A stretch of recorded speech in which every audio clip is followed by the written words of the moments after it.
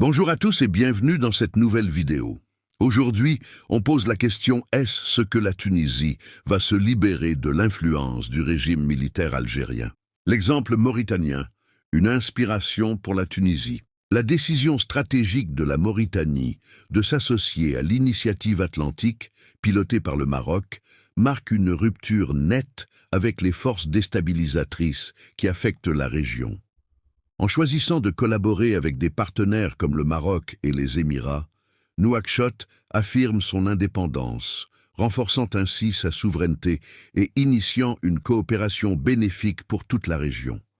Ce positionnement audacieux souligne la possibilité de s'affranchir de l'immobilisme imposé par les influences algériennes. La Tunisie, sous le joug économique et politique. La Tunisie, en revanche, subit une pression constante exercée par le régime algérien. Sous le prétexte d'une aide fraternelle, Alger impose des conditions restrictives qui limitent la souveraineté tunisienne. Ces contraintes freinent tout rapprochement significatif avec des acteurs régionaux clés tels que le Maroc, pourtant moteur d'intégration économique et de stabilité. L'Algérie vise à maintenir la Tunisie dans un isolement stratégique, bloquant ainsi son développement et sa capacité à rejoindre des alliances régionales émergentes. Ce contrôle étouffant compromet non seulement l'économie tunisienne, mais aussi sa stabilité politique. Une alternative prometteuse, l'alliance Maroc-Mauritanie-Émirats. L'axe formé par le Maroc, la Mauritanie et les Émirats arabes unis offre une opportunité unique pour la Tunisie. L'initiative atlantique, axée sur des infrastructures maritimes et énergétiques majeures, pourrait intégrer la Tunisie à des projets économiques de grande ampleur et préparer son avenir.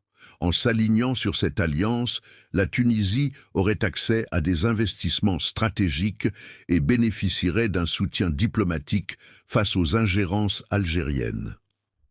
Ce choix stratégique marquerait un tournant décisif vers une émancipation économique et politique. Récupérer la souveraineté tunisienne. La Tunisie se trouve à un carrefour historique, soit continuer à subir l'influence d'un régime militaire algérien en déclin, soit saisir l'opportunité d'un partenariat avec l'axe Maroc-Mauritanie-Émirats, porteur de développement et de stabilité.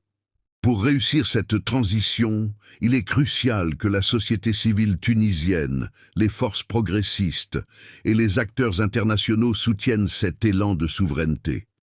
La Tunisie doit retrouver son indépendance et réintégrer pleinement la communauté des nations libres et souveraines. L'heure est venue pour la Tunisie de rompre avec les chaînes de l'ingérence étrangère et de tracer son propre chemin vers un avenir prospère et autonome.